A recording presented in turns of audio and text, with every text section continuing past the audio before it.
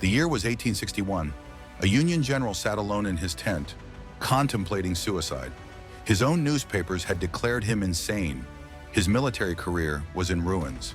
Yet this same man would later march through Georgia, burning everything in his path, and revolutionize warfare forever. Meanwhile, 109 years later, another American general would stand in the Saudi desert, commanding the most technologically advanced military force in human history, preparing to unleash a campaign so devastating it would end in just 100 hours. What connects these two moments?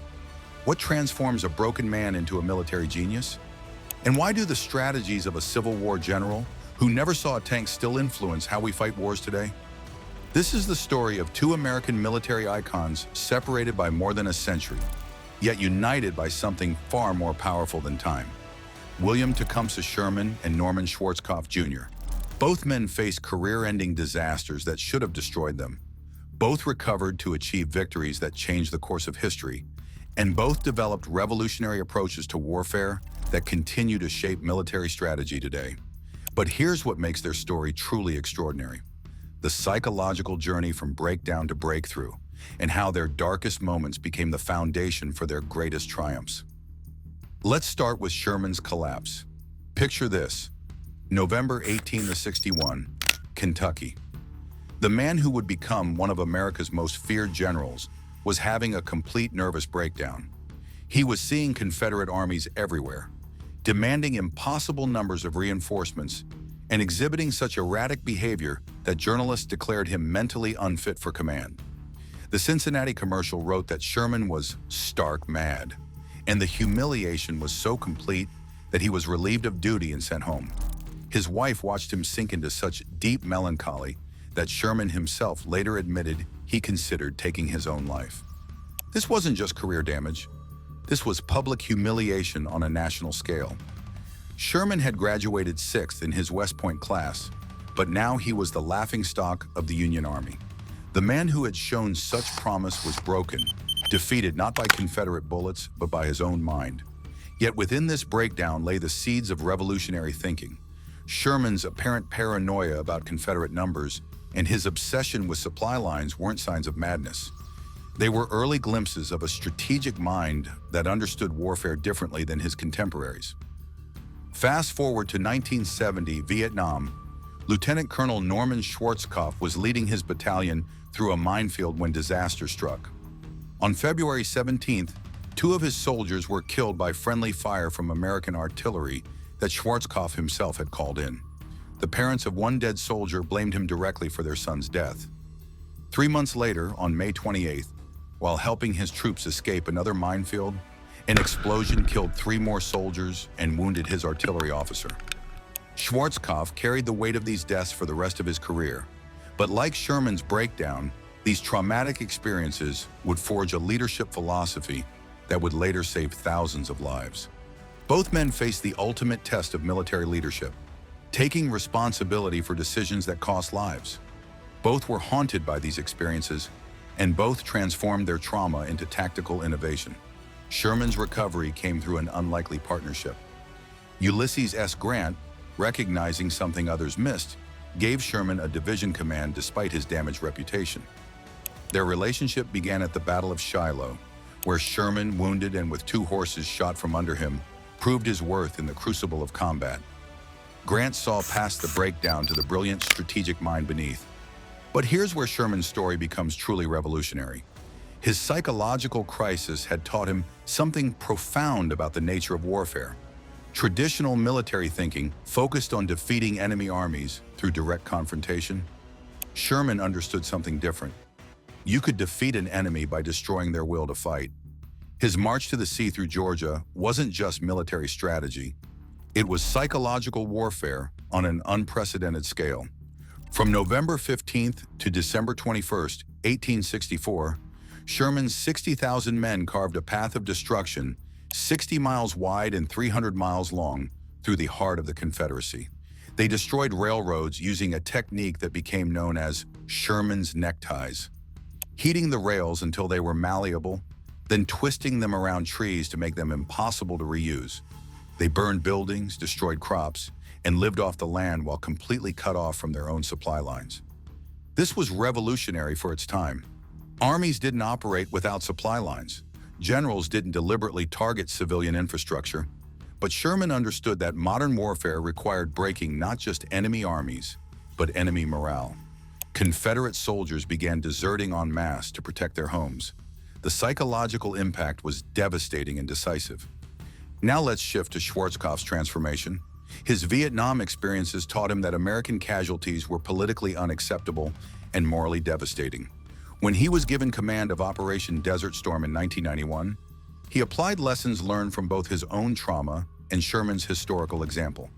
Schwarzkopf's strategy was built on a simple principle: overwhelming force applied with precision to achieve decisive victory with minimal casualties. But here's what makes Schwarzkopf's achievement extraordinary. He was commanding not just American forces, but an international coalition of 750,000 troops from 34 nations. This included 500,000 American forces and 250,000 troops from other countries, along with thousands of tanks, aircraft, and 6 carrier battle groups. Managing this coalition required diplomatic skills as sophisticated as his military tactics.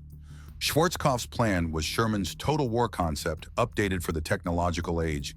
The 38-day air campaign systematically destroyed Iraqi communications, supply lines, and equipment before a single ground soldier crossed the border. When the ground war finally began, it lasted exactly 100 hours. The left hook strategy involved Saudi-led Arab forces attacking Kuwait City while U.S. Marines struck oil fields, and massive armored corps executed a flanking maneuver that cut off Iraqi forces from the west. The precision was devastating. The air campaign destroyed 39% of Iraqi tanks, 32% of armored personnel carriers, and 47% of artillery before ground forces even engaged. This wasn't just military efficiency, it was Sherman's psychological warfare enhanced by 20th century technology. The Iraqi army's will to fight was broken before the real battle began. But here's the deeper connection between these two generals. Both understood that warfare is fundamentally psychological. Sherman's famous statement that war is hell wasn't just colorful language, it was strategic philosophy. He believed that decisive, overwhelming action, though harsh, would ultimately reduce suffering by shortening conflicts. Schwarzkopf applied this same logic with modern technology, using shock and awe to achieve rapid victory. The parallels in their leadership development are striking. Both attended West Point, though their experiences there revealed different aspects of their personalities. Sherman graduated 6th in his class, but constantly clashed with authority, foreshadowing his later willingness to challenge military orthodoxy. Schwarzkopf graduated 43rd, but embraced the full academy experience, participating in football, wrestling, and conducting the chapel choir. Both men experienced early career setbacks that tested their resilience. Sherman missed the Mexican-American War while serving administrative duties, then failed in civilian business ventures during the California Gold Rush. His banking career ended in the Panic of 1857, leading him back to military service just as the Civil War began. Schwarzkopf's early challenges were different but equally formative. His international upbringing in Iran, Switzerland, Germany, and Italy made him fluent in multiple languages and gave him cultural awareness that would prove crucial in coalition warfare. The recovery patterns reveal fascinating insights into military leadership. Sherman's rehabilitation required external support, grants faith in his abilities despite public criticism. Schwarzkopf's recovery was more internal, channeling his Vietnam trauma into a leadership philosophy that emphasized preparation, overwhelming force, and troop welfare.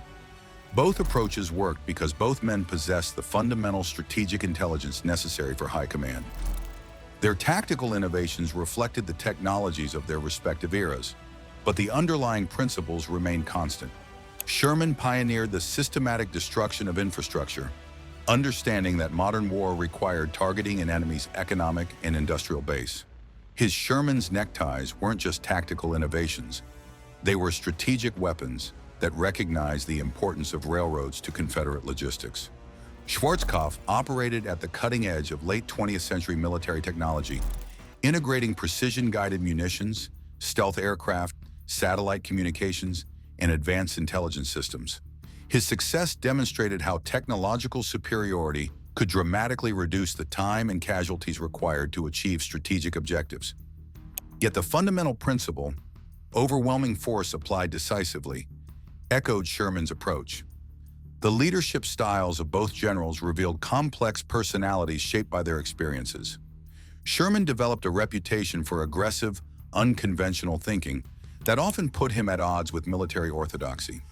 His willingness to operate without traditional supply lines and embrace total war concepts demonstrated a commander willing to take calculated risks for strategic advantage. Schwarzkopf's leadership was characterized by meticulous preparation and risk mitigation, shaped by his Vietnam experiences with friendly fire and minefield casualties. He insisted on extensive air preparation before ground operations and demanded sufficient forces to ensure decisive victory. His preference for leading from the front earned respect from subordinates while reflecting his hands-on command approach. Both men navigated complex relationships with media and public opinion, though in very different historical contexts. Sherman's reputation suffered during his breakdown when newspapers declared him insane, but he later became a celebrated hero in the North while being demonized in the South. His blunt speaking style and controversial tactics made him polarizing, though strategic success ultimately overshadowed early criticism.